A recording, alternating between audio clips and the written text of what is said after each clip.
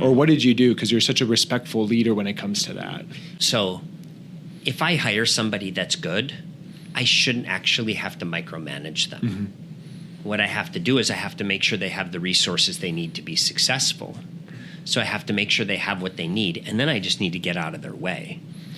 So we had a bunch of things to ensure people's success. Mm-hmm. There's not a single phenotype I ever looked for. What I did look for is people who are interested in having an impact larger than one. Welcome back to the Deep End Podcast, where we sit down with leaders who have shaped the past, present, and future of plastic and reconstructive surgery.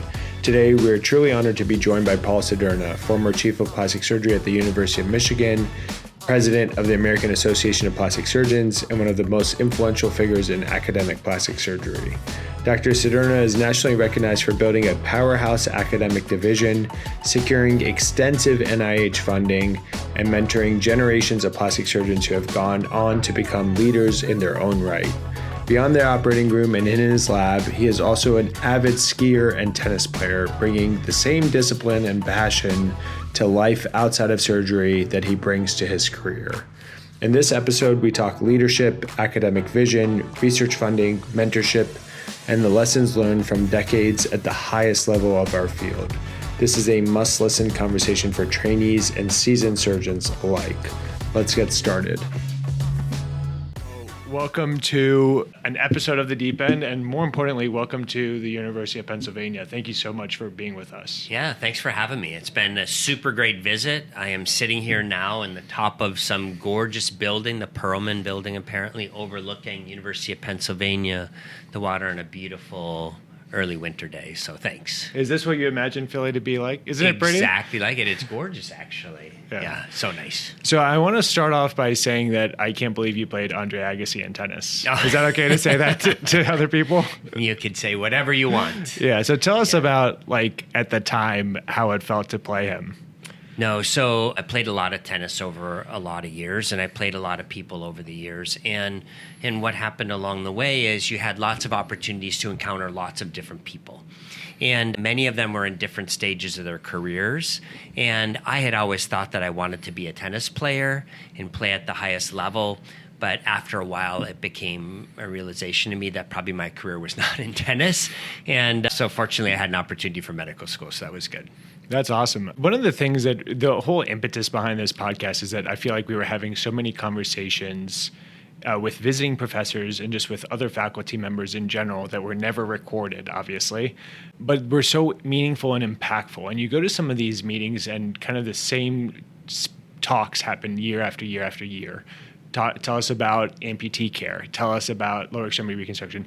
But you don't get to talk about leaders in plastic surgery, their lives, what got them to this point, to kind of inspire others. And you have such an unbelievable, unique story and have been leading several of our organizations within our society. So I wanted to start off by saying thank you for all that you've done for plastic surgery in general and for inspiring so many people, including myself. But what even got you to medicine and plastic surgery? If you had to rewind many years, what even got you to that point? Yeah, so, I think we all have our own journeys, which are the things that make us who we are today. And so for me, I had played a lot of sports and had a lot of injuries. And the orthopedic surgeons were always the people who were rebuilding me after my injuries. And so I always wanted to be... ACL tears, things like that? I had a tib fib when I was in high school. I've had a couple of ACLs repaired over the years. I've had a distal radius fracture, lots of different things. But I will tell you that along the way, I wanted to do orthopedic surgery until I was a medical student. I did my rotation as a medical student. It was not at all what I had expected it to be. Yeah. And then my next rotation after that was plastic surgery. And it was incredible. I was working with this incredible group of surgeons who were doing this huge array of things. And I thought, oh my God, what a great job that would be. So I decided plastic surgery at that point as a third-year medical student. I was at the University of Michigan, and I had rotated with these amazing people, Dr. Newman, Dr. O'Neill, Dr. Eisenberg, and they were all doing this incredible work. And it was such an amazing experience to change my life. And I'm immediately at that point decided I'm going to do plastic surgery. Yeah. You know what I find? So how long ago was that? roughly? Oh, God, that was when I was a third-year medical student, so 1988. Yeah, so what I find so interesting is if you could go back into those shoes of that day, to even think that at some point you'd be chief of plastic surgery at the University of Michigan. Isn't that wild? Yeah, you never think that far ahead, because at that point, what were you even thinking? The next thing you're thinking of, well, I guess I have to do general surgery training now. And I had not planned on doing general surgery training, but now it's all of a sudden I'm doing general surgery training. I'm going, okay, well, got to get in a general surgery training program. So then that was the goal. Then you're in a general surgery training program and you're like, I got to survive this. You're working super long hours and it's tough. And then the next step is, now I've got to get in a plastic surgery residency. So you keep working towards the same goal, and that goal is always changing. Yeah. Then you get a faculty position, but then you're in a faculty position, you're like, now I have to become a competent surgeon. I have to start building my research career. I have to start doing these things. So there's always new goals, and they're always changing. And when you reach that goal, then it's on to the next one. Yeah.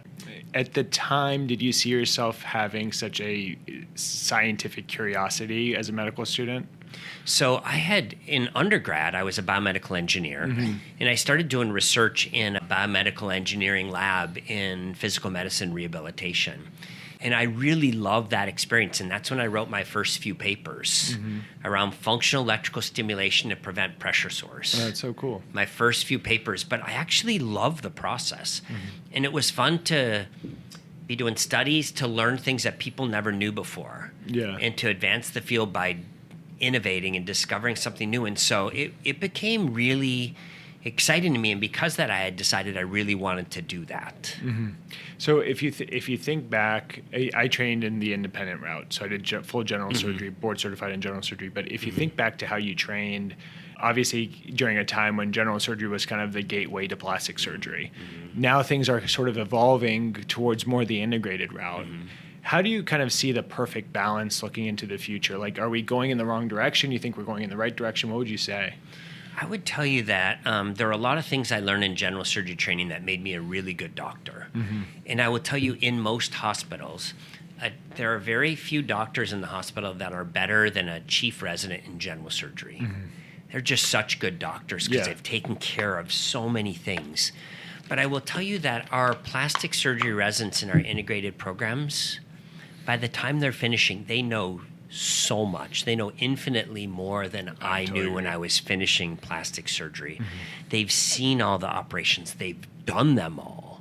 And the complexity of the things they're doing is so high. And so I really think plastic surgery has become such a unique specialty with its own body of knowledge and its own surgical approaches that it's really tough in just 3 years to learn what you need to learn, particularly in the entire breadth of our specialty. Yeah. So I really do think we as a specialty are heading in the right direction. And I really do think that the 6 years people commit to training in plastic surgery is what people need to be really, really good when they're done. Yeah, and I'm seeing it too these days, these integrated residents, especially because now they're getting much earlier exposure to plastic surgery. But I also feel like the field of plastic surgery has evolved to be almost more general than general surgery. You know, you can operate from the head to the toe, craniofacial, aesthetics, microsurgery, like hand, whatever you want. And to compact that into such a short period, especially for me, was challenging for sure. I spent most of it catching up rather than absorbing, and advancing. I know. And by the time I was graduating from plastic surgery, I realized that the wrist was more than one bone. And I realized there's a lot of tendons in that hand. There's so many, and they all have a different name. Yeah. No, I mean, I spent the first 4 years as a faculty member learning plastic surgery, and all my, the more senior faculty members than me, I would go into their office all the time and say, what would you do about this? What would you do about that?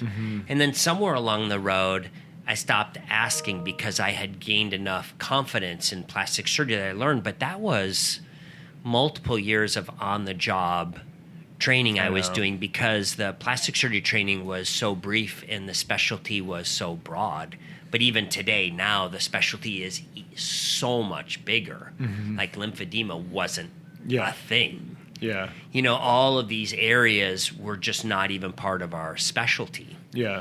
So I really love the opportunity for our residents to see everything and to be so knowledgeable about things by the time they're finishing. And if you think too, like what's become part of our specialty, like what is going to become part of our specialty in the next 10 or 20 years. I mean, that's exciting. But So let's fast forward. You were at Michigan, one of the places that has such an incredible legacy in just surgical education, surgical training in general. Everyone talks about Michigan when they think of surgery. And I know this because at Hopkins, there's some sort of Michigan Hopkins overlap with Cederna. But how did you become the chief, number one? Not because overly qualified, but like, how did that process happen at the time? And then what are you most proud of from your time there? Because everyone associated Dr. Paul Cederna with University of Michigan plastic surgery, and you left such a big impression on everybody else, all the other training programs. So what are you most proud of, and how did that even happen? Yeah, so along the way, I love operating, so I was doing a lot of surgery, and I love that. I had a busy basic science lab, and I had gotten quite a few grants and had written quite a few papers, and so that was helpful. I had also started to assume. Were you in that process, even early on, were you starting to say, okay, you know what, I kind of want to be a leader? I think I wanted to be a leader, but I don't think it was a deliberate decision that I am going to do X.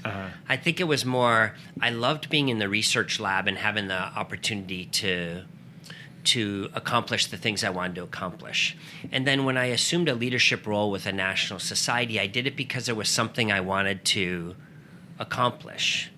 There was some impact I wanted to have, and big decisions are made in small rooms.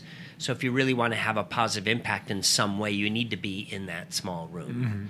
So I did it so that I could impact things in the way like the Plastic Surgery Foundation.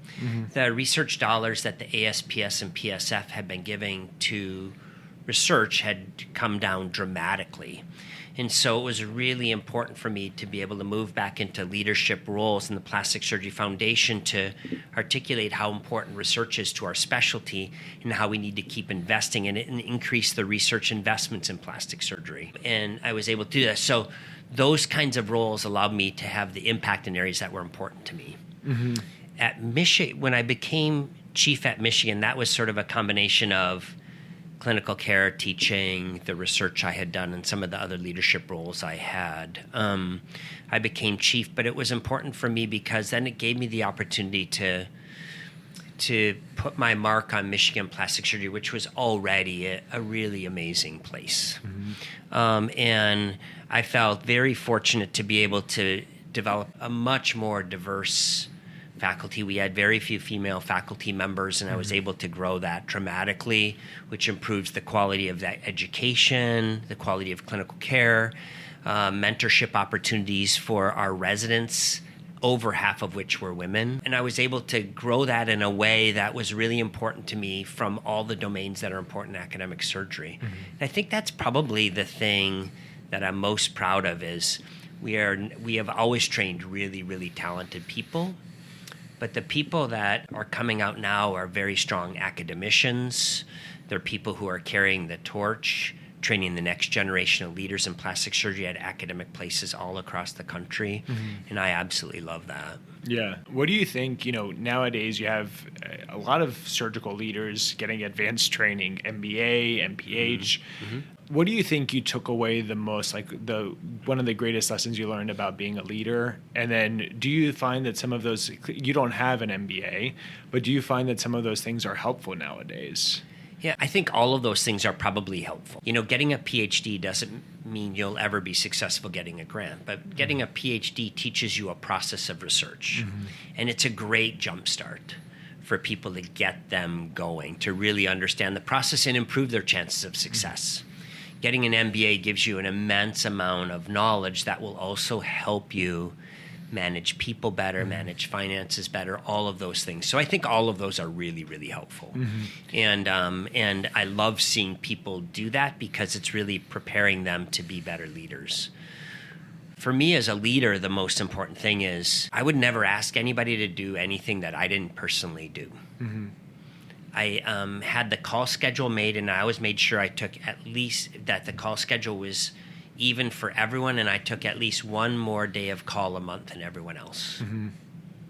Just to make sure. It wasn't that much of a burden, but just to show everyone that I am there with them. Yeah. And then as a that's leader, so important. Yeah, and as a leader, I'm a very collaborative leader, and so we would talk about things and we would have very strong processes to figure out how we were going to manage a certain situation. We would get feedback from everyone, and if the process was good and we heard everyone's voice, even if we came to a place that I personally wouldn't have chosen on my own, we came to the place that we as a group came to with a good process. Mm-hmm. And that was kind of my style with most things. And that style worked very well for me, sort of this servant leader style. Mm-hmm. Yeah. I think, a lot of what you're sort of saying, and it seems almost intuitive, but you can't teach some of these things, is just being a good person, I feel like, camaraderie, looking out for those who are below you. Steve Rosenberg, when I was at the NIH for a couple of years, taught us a lot about leadership, and he said that one of the things he's always most proud of is he's the last to eat. So like if there's a function, mm-hmm. Everyone else eats first, and then he's the last to eat. But so much of what you say speaks to like just being a good person, looking out mm-hmm. for others. Mm-hmm. And I think like if we would be thinking about hiring a new faculty member, for instance, bringing a faculty member will impact a lot of people in your program. Mm-hmm. So what I do is I would come to the whole group and I would say, I think we maybe have a hole here. Mm-hmm. And then I would have a little bit of a business model that I would present them of what this would look like and all those sorts mm-hmm. of things, what the investment was. And then I would give everyone a chance to give feedback about it. And we'd talk about it as a group. Mm-hmm. And then if we decided as a group we were going to hire somebody, then I would start doing the hard work of getting the ads together and mm-hmm. getting it out and screening applications. But then I would bring people in and I would have as many people meet each of the candidates as possible. Mm-hmm. And then we'd talk about them again. So it's a collective process. Oh, yeah. And because socializing ideas and getting the group all on board with an idea, then sometimes everything doesn't work out perfectly, but then if it was a group decision and everyone participated in it, then it doesn't seem like something that you told them to do, mm-hmm. but it's something that you as a group decided to do, mm-hmm. and then you as a group win together, and then if there's some struggles, you struggle together. Mm-hmm. But I would much, much rather have that situation. It's far more efficient to just make a decision. Yeah. But that's not the best way to build collaborative teams. And for me, the most important part is having good collaborative team. Mm-hmm. I love that. So it's kind of speaking along the same lines about collaborative teams. When you're making a decision as a leader, but you're overseeing so many faculty members, like at Penn, at Michigan, et cetera, what's your ideal faculty member? Because it almost seems like you would love to have faculty that are sort of autonomous, hardworking, put their heads down, and that you don't have to oversee. But how did you make it a point that you were still able to lead such a big group? Like, did you have periodic meetings with your faculty member just to make sure that they were progressing along mm-hmm. with their goals? Mm-hmm. Or what did you do? Because you're such a respectful leader when it comes to that. Yeah, I think one of the biggest things for me is my goal. So if I hire somebody that's good, I shouldn't actually have to micromanage them. Mm-hmm. What I have to do is I have to make sure they have the resources they need to be successful. So I have to make sure they have what they need, and then I just need to get out of their way. So we had a bunch of things to ensure people's success. So we have launch teams. Yeah. Somebody comes in, we build a whole team around them, clinically, academically, leadership-wise, everything, to make sure they get a really fast start with lots of experts all around them mentoring them. Mm-hmm. We have boost teams. People recently who have been promoted are now in a different stage in their career, and they need a different group of people to help them get to the next level, whatever that is. Mm-hmm. There's not a single phenotype I ever looked for. What I did look for is people who are interested in having an impact mm-hmm. larger than one patient at a time. Mm-hmm. In whatever that is, and everyone defines success in a different way. Mm-hmm. People have an opportunity to define success in the way they deem success, and then I give them the resources to get there. Then it's a win for everyone. So we, as an entire faculty, met monthly. But then there were a lot of other meetings. We had ad hoc meetings here and there, whatever, just check-ins. Mm-hmm. And the goal was, I never wanted somebody to become unhappy and start looking for a job because they're unhappy because we didn't appreciate them. I always wanted to make sure that everyone realized that they were appreciated and show them in ways that you can show them that they're appreciated so they don't actually have to look for a job. Like in what ways? So when I would meet with them, someone would say, I'm having, a lot of trouble with my research program because I don't have X and Y and Z and it's not progressing. And I said, well, let's think about how we can get you more support in that area. Mm-hmm. And so instead of somebody going off and getting a job offer somewhere and then coming back and looking for a retention package, we would just be doing these things ad hoc. Yeah, proactively as we go. Mm-hmm. And there's a lot of different ways you can solve that problem. One is to hire somebody, but one is also to partner up with someone else that has somebody, or, there's a lot of opportunities to do that. Do you ever find, or did you find that your ability to make people happy was ever limited by the fact that you were a chief and not a chair? No. No, but I will tell you that whether you're in the Department of Surgery or you're a standalone department yourself, it really depends who your department chair is. Mm-hmm. And if you have a really supportive department chair, that can be an incredible experience for you. For instance, during the pandemic, we in plastic surgery were hardly working. General surgery and the intensivists were working a ton. We were losing money. The Department of Surgery gave us a huge chunk of money just to defer all our expenses because we weren't generating revenue. Mm-hmm. But they knew we weren't generating revenue. But because we were in the department, this huge chunk of money just came. Yep, that makes sense. We had highly valuable people. And one of the things you can do is you can give them professorships, which give them a little bit of money in a discretionary account to do professorial-like things. We would have people doing amazing things. The Department of Surgery would have an opportunity for a professorship. They would give it to us, and then we could endow a professorship for one of our faculty members. So there's a lot of things that you can do. So I will tell you, Justin Dimmick is our chair of surgery. Great guy, unbelievably supportive of plastic surgery. We are in a great spot being in the Department of Surgery. Mm-hmm. But if the chair is someone different, then it might be a different situation. Gotcha. So now fast forward a little bit to almost the pinnacle of academic plastic surgery, the association, which you're president of this year. Mm-hmm. And it absolutely fantastic location, by the way. I'm looking forward to it. But thank you. In addition to all of your other leadership roles, PSF, now even the Alpine Workshop, which I hear unbelievable things about, and numerous others, what does this mean to you, being president of the association? What are you most looking forward to? So I think the association was always that meeting. It's a very selective group. Mm-hmm. So people who are in that group have really accomplished great things in plastic surgery. Mm-hmm. And they've accomplished great things as clinicians, as educators, as leaders, as scientists, lots of different areas. So it's a very select group of leaders in plastic surgery. So I'm really humbled by the opportunity to serve in this capacity. I was really lucky because Bill Kuzan was one of my research mentors. Mm-hmm. And along the way, he gave me opportunities. Quite a few years ago, when he was president of the association, he made me program chair for the meeting. Yeah. And that gave me an opportunity. I had to work really hard, and I had to perform and get everything done, but it gave me big visibility in the association, and it gave me an opportunity to actually serve in this role. Mm-hmm. So now I'm excited because there are a few things that are quite different than what the association has done before. Yeah. The meeting has never been off the continental U.S. before, and it's in Hawaii. Mm-hmm.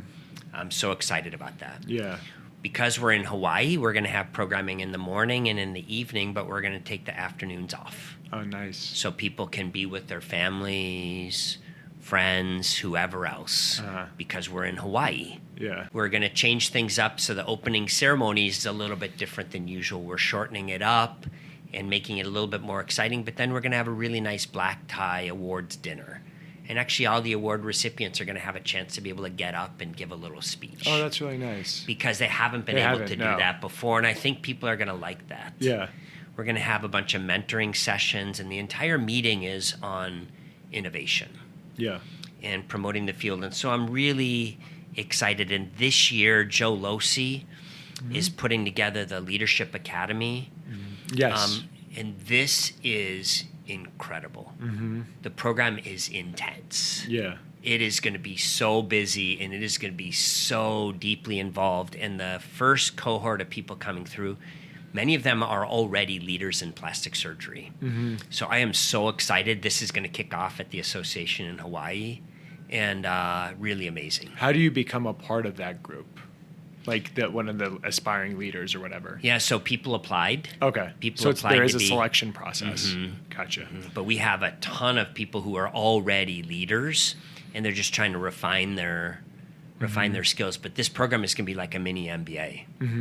And there's going to be tons of meetings outside. They're going to meet in person 4 different times, but then there's going to be a ton of work outside of those meetings. Yeah. Reading of books, reading of articles, Zoom meetings, lots of assignments. With regards to the association, like I view it totally as kind of, it doesn't get more academic than that. And it's always such a joy to hear everyone talk, the opening ceremony, everything. But thinking about this, how selective of a process it is to kind of get in, the wait period you have as an attending before you get into the association. Do you see that evolving in the future, number one? And then what do you see like probably the biggest changes in the next 5 to 10 years? There was always a mandatory wait period to get in the association. You had to be 5 years out from board certification to be eligible. We moved that to 3 years. But we've just having a bunch of discussions at the board level about actually eliminating the wait period at all, but using it as a way, if somebody is ready today, why would we not want them part of it? Why do we just have to arbitrarily wait a certain amount of time? Whenever somebody's ready, they ought to be able to promotion. Come in. Yeah. We just assess them, and if they're ready, they're ready, and if they aren't, they're not quite ready. Yeah. And so that's going to be moving forward for the association as well. And so I know following me, Dr. Cerletti is going to be the next chairman. He's going to be hosting it in D.C. He has a lot of things to bring more youth and vigor into the meeting, which is going to be great. And I think all of these things to continually try to make small adjustments here and there and make the meeting better and better is going to only help the association. Yeah, I think whenever something in life is based off of merit and not a timeline, it seems to be better. But it's good to have kind of the timeline in the background in case somebody isn't ready. Sure. You know? Sure. And it's not that different than our competency-based advancement through training. If somebody's competent and we have the right tools to measure that, then they're competent. Yeah. And so, yeah. I think some fluidity going to that is beneficial. Even on the contrary, if somebody needs a little bit more time, we should have the ability to give them a little bit more time if they need it. Yeah, agree. Now, I told you this yesterday, but as a chief general surgery resident, I had to debate my best friend for grand rounds, and it was Bobby Beaulieu. He's the program director of vascular surgery at Michigan, and he also has his biomedical engineering degree. And so I debated the side of lower extremity reconstruction. He debated the side of amputation and prosthetics, et cetera. And at the time, we talked about the 2002 LEAP study, the New England Journal of Medicine paper, which, of course, I'm still citing that today when I talk to patients, et cetera. And that's more than 20 years ago. But we were still kind of talking about how great prosthetics are and that amputation isn't failure. You're basically giving somebody a faster recovery, potentially, quicker return to work, et cetera. What has really changed in that 20 years? Has it, do we need to do the study again? I feel like we've made advances, but what can we tell our patients? Yeah, so that is such a great question. So as I think about it, I think it's really evolved. So we always talked about limb salvage. The reality is there are a lot of limbs that we salvage that are not particularly good limbs. They may not be good functional limbs. They may give people horrible long-term chronic pain, all sorts of awful things. We should be thinking of the entire continuum of optimizing functional restoration. And optimizing functional restoration comes in lots of forms. It may be salvaging the limb, but it actually may be amputating the limb and then moving forward with advanced prosthetic interventions. We now have what we didn't really have too much of in 2002 was osseous integration. We now have osseous integration where prosthetics can be fit to a titanium abutment sticking through the skin attached to the bone. give people stably fixed prosthetics to their skeleton. We now have advancing prosthetic control strategies with advanced limbs that give power and motion to the prosthetic that they didn't have before. So I think plastic surgeons have gotten involved in this space now, and there have been so many incredible advancements in the management of pain, phantom limb pain, neuroma pain, and advancements in prosthetic control, and all of that because we have this group of really creative, thoughtful, innovative plastic surgeons working in this space now. Yeah. You know, Greg Dumanian wrote that first paper in 2002 or 2003 on TMR. What a great idea. Amazing idea. That has helped hundreds of thousands of people with pain after amputation. Yeah. You know, and so there are all these things. So combining, you know, implantable systems, osseous integration, advanced prosthetics is all going to then continue to add to the continuum of options we can offer our patients. Yeah. I think, too, when I think about lower extremity reconstruction, when you're talking to patients, clearly one of their interests is saving a part of their body, right? Yeah, of course. But when you look at some of these reconstructions, I'm guilty of it as well, when you put a meat of a flap on it, and then the patient doesn't have full mobility, and then that patient, too, is suffering from chronic pain, is that really the end goal that you want? And then the other thing that I'll say is what Bobby presented during the grand rounds is some of the prosthetics actually look really good from an aesthetic standpoint. So once we get to this stage where like a prosthetic looks better or potentially like almost natural compared to a reconstructive leg with a bunch of scarring and meat and et cetera, I think it's going to be a very close call. And then you can eliminate pain, have sensation, temperature feeling. What are your thoughts on like the aesthetics of some of these prostheses? Yeah, I think there's no limit to the quality of the aesthetics that you can do with the prosthetics for sure. Yeah. Obviously, the first step is going to be giving people the function that they need. And ultimately, what's going to happen in that space is, you know, if somebody is an accountant, they may just have a 3D printed prosthesis that's controlled with monofilament line to the fingers and a little spinning disc like a detachable chairlift that's controlling their fingers, and they can move real fast and it's really light. You may have a construction worker that's got a super powerful 3-finger hand that they're using at work to weld with or whatever. Yeah. So it's going to have a lot of different forms, I think, going forward. But the aesthetics is obviously a really, really critical component. And in some people who are unwilling to lose a limb, then of course we do everything we can to save their limb for them and give them the best limb possible. But there are quite a few situations where those people later find out the limb they have is not particularly functional, gives them pain, and then they opt for an elective amputation. Yeah, I know. And sometimes some people need that to come to they just need time, and I completely get that, and that is why the informed consent process is so important. Yeah, absolutely. And one thing that I really love talking to patients about is historically everyone kind of regards amputation as failure. And one of the things that I love talking to patients about is that it's not failure, it's a part of the treatment. Yeah. Like your treatment is reconstruction or it's amputation, but amputation shouldn't mean that you failed, the surgeon failed, or you know, anyways, I love that topic. And then you humbly give Dr. Dumanian credit for TMR, but you don't talk about what you advanced, which is RPNI. You told us all this morning a little bit about it, which is very interesting. But briefly, can you just tell the audience about how you came about it and any potential recent advances? Yeah, sure. So thanks for that. So the regenerative peripheral nerve interface, all it is we take a nerve, we open the nerve up into its individual nerve fascicles, and we take a small skeletal muscle graft, and we put it on the end of each of those nerve fascicles.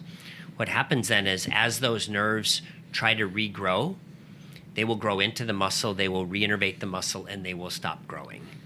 That will then prevent the patient from developing neuromas, reduce the chances of phantom limb pain. And then at the same time, it gives us opportunities to then take signals from that nerve, feed them to the prosthesis, and then have the prosthesis use the peripheral nerve signals for control. So it's really an exciting process. It's really not a new idea because standard skeletal muscle grafts were actually written about by John Faulkner and Bruce Carlson back in the late 80s. And they were using it for facial paralysis. They'd take a small graft, they'd just put it right in the face, they'd plug a nerve right into the side of it, it would reinnervate, it would move. But it was considered a failure because it didn't move enough, so it didn't really correct the facial paralysis like it needed to. For our purposes, we don't actually need it to move anything. We just need it to amplify the nerve signals so we can take those nerve signals, feed them to a prosthesis, and have it move. Yeah. So that's what's so exciting about that. And we've spent a lot of time doing a lot of research, sort of better understanding what's going on inside of those little skeletal muscle grafts and how they're amplifying the signals. Yeah. I think it's, all of this underscores innovation in plastic surgery. I think we have such a unique and beautiful field that we're able to go outside of textbook. Like I think to my general surgery training, and the way you did things was like by the textbook. You know, you take out a gallbladder the same way you take out, and if you didn't, it was probably malpractice. Whereas plastic surgery, you can think of something like this, and then next thing you know, it becomes standard of care for these patients, and such a quality of life improvement. Yeah. And then I want to hear, so you're president of your own company. Yes. Can you tell us about that? Oh, yeah. So the company is Blue Arbor Technologies. So I never had any plan of starting a company. So we kept getting grants and kept getting grants. We implanted a bunch of people with implantable systems to control prosthetic devices. But then it was starting to become difficult to get grants to form a device that we could actually get out to more people. So it became a reality that we actually had to start a company that would actually make a commercially viable product for it to get out to hundreds of thousands of people that need it. So we started the company. Ted Kung, who is a microsurgeon from Michigan, is the CMO for the company. Alex Vaskov, who has his PhD in robotics, is the brains behind the whole thing. Alex is our CTO. And then Todd Borton is a real special guy who has been, a C-suite guy in biotech for 35 years, who has assumed the role of CEO of the company, and he's helping guide us through everything. So it has been a journey for sure. It has been so much fun. I am learning so much, but for me, more than anything, I'm so excited about creating a product that we can get to the hundreds of thousands of people that need high-end prosthetic control, to give them a limb back like the one they once had. I think about, as you're talking, I think about how busy you are surgically in leadership roles, the company. I want you to talk briefly about the Africa pursuits and how your wife is still okay with what you're doing and that she hasn't killed you yet. But before that, I want you to mention about, because this is, again, you lead by example, and you're not leading to do things by the book. You're leading by doing what's good in your heart. And one of that is your pursuits in Africa. So can you talk to the audience a little bit about what you did in terms of hospital, et cetera, and taking care of those patients? Yeah, so there was a small medical clinic that got started in Uganda that was providing care to thousands of people in a small town in Uganda. And we spent a lot of time with that initiative, building new clinics, getting the volume up and everything. So that was a medical effort that was really important to help this town of people that needed so much. In Kenya, my wife had gone with Hearth to Hearth to an area in northern Kenya near Homa Bay, and there was a goal of having an orphanage for the kids that needed help, having a place for them to live, to get educated. And so in that orphanage school, there are a little over 100 orphans, and somewhere in the range of about 100 other kids that go to school there from the local area. But that is also an incredible opportunity to be able to give back to people that don't have much. And so having an opportunity to do that is really special. Yeah. Who's giving your introduction at the association?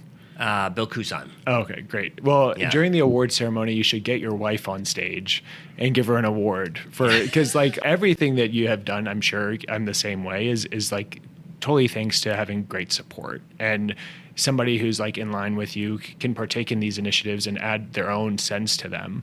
And it sounds like your wife is that person. Yeah, it's really hard. I think for all of us, all of us who are really, really busy, it takes a special kind of person to support you in the way to allow you to do the things that are important to you. And to all of us, our families are important, our children are important, all of those things are important to us, but then having that additional support for sure. Yeah. So now the last few questions, I think this one is one that I'm always extremely interested in. Looking back on your life, is there anything you deeply regret? And it doesn't necessarily have to be a regret, but is it something that, this is one of the things that I have not yet accomplished that I've always wanted to accomplish? Yeah, I think we all have things that we wish we had an opportunity to pursue further. I mean, I had been a hockey player when I was young, and I thought I was pretty good. But somewhere along the road, my parents decided that hockey was not really the right path for me. Yeah. And so they sort of encouraged me out of hockey. And I look back on that, and I kind of wish I played hockey a little bit longer. But no, I mean, that's a childhood thing. As an adult, I don't really regret anything. I was making decisions with the best information I had at the time that I was making the decisions.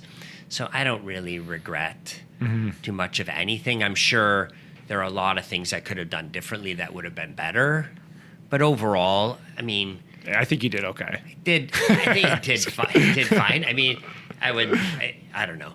I think, Yeah. I think it's fine. And then last two, what OR music do you prefer? Number one. And then what's your favorite surgical instrument? Yeah. Okay. So OR music, for years I listened to hip hop. Oh, right. That's right. Yeah. And actually on Pandora, there's a station, Hip Hop Barbecue. Love it. Love One it. of the best. But years ago, I stopped listening to it in the OR because there's too many bad words and adult themes. Yeah. So I stopped listening to it. So now in the OR, I listen to a lot of pop punk. So like Blink-182 style stuff. Love it. And everybody knows all the songs. Yeah. Everyone likes it. It's high Brings energy. back memories. Yeah. So that's great. And then what about surgical instrument? Surgical instrument. So I love the tonsil. I love the tonsil. It feels really good in my hand. And then if I'm operating with someone that's a little bit younger, I can use it to sort of guide them a little bit as they're going. So I love the tonsil. You're the first one to say that. That's awesome. I think we used to call it the Reinhoff at Hopkins, but it's a great instrument. Yeah. But it just feels good in my hand, and that's one of the instruments when I was when I was a brand new general surgery resident that I carried around in my pocket. I had two. I had a tonsil and I had a 6-inch Webster. Oh. And I'd be constantly playing with them. Yeah, all I play the with them time. too. Learning how to palm. Yeah, spinning them on my fingers, everything, just messing with them all the time. You don't see people doing that these days. Yeah, but I love feeling it. So I put that in my hand. It feels like home. That's a good Christmas gift for you. Yeah. Well, thanks so much. Yeah, this was a lot of fun. Yeah, a lot of pleasure. fun. And thanks for visiting us. And I'm looking forward to Hawaii. I can't wait. Yeah, thanks so much. And thanks for having me. It's been a great experience. Awesome. Thank you for listening to The Deep End, a plastic surgery podcast. If you've enjoyed today's conversation, please like, subscribe, and leave a rating on Apple Music or Spotify. Video from the podcast is available on Instagram and YouTube at The Deep End Podcast. Join us again soon for more conversations with luminaries and experts in the world of surgery.